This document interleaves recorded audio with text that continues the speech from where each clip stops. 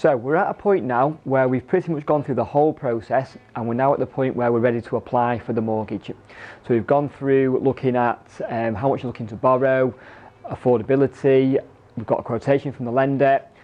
Now's the time to hit the button, can I get the mortgage? In this video, I'm going to show you how to approach the lender. I'm going to show you the reason why it's so important to obtain an agreement in principle to make sure you are eligible for the mortgage, and I'll show you how to do it yourself.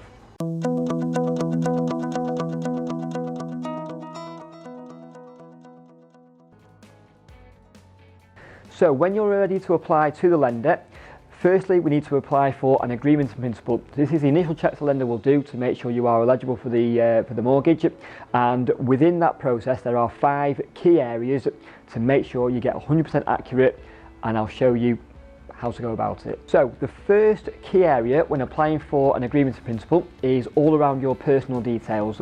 So this section will be really easy for you. You know, it's just your name, your address, history, which you need 3 years of, your date of birth, number of dependents, really simple stuff. So the second area to consider when you're looking at an agreement in principle is the basic details of the mortgage. So pretty much all you need here is the property value, how much you're looking to borrow, and the term you want to take it over as well. So the third key area when looking at an agreement in principle is all around your income. So this can be really simple, it can also be really tricky on to getting it accurate. So for example, if you are a limited company director, you may be looking at using your salary and dividends, or your salary and your net profit from the business. If you're a sole trader, you will be looking at using your net profit of the business over the last 2 years. If you're employed, this is where it can get a little bit simpler, where you've got a basic salary. Lenders may also take into account bonuses, overtime, commission, any allowances, car allowances, shift allowances. So all these factors go into the mix, and it will determine what you're able to lend.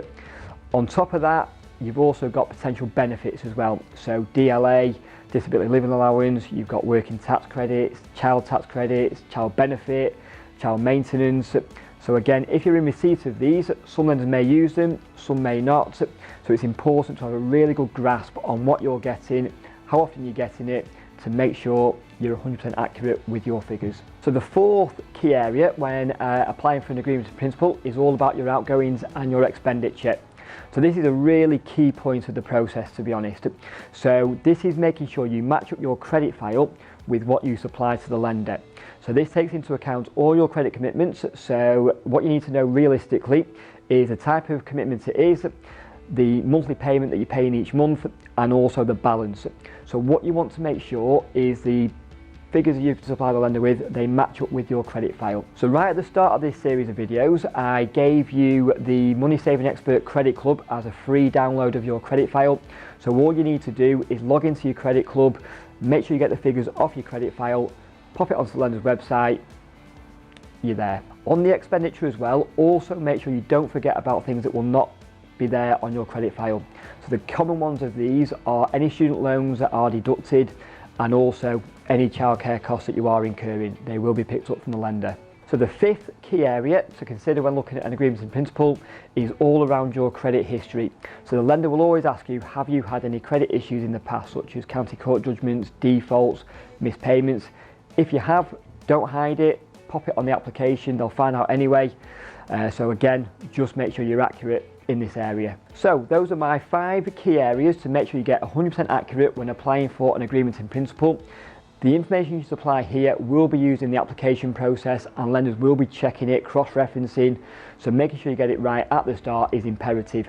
If it's incorrect and ultimately the lender won't lend any money to you, at agreement in principle stage, a credit check is performed by the lender. Some lenders will do a soft credit search, some will do a hard credit search, so just be wary of that. If it doesn't go anywhere, there's potential for a footprint on your credit file. So I hope you found those tips useful. If you would like my guide on the process of going through an agreement in principle, comment below with the word AIP and I'll send you across my guide. Again, you can follow me on LinkedIn, you can subscribe to the YouTube channel.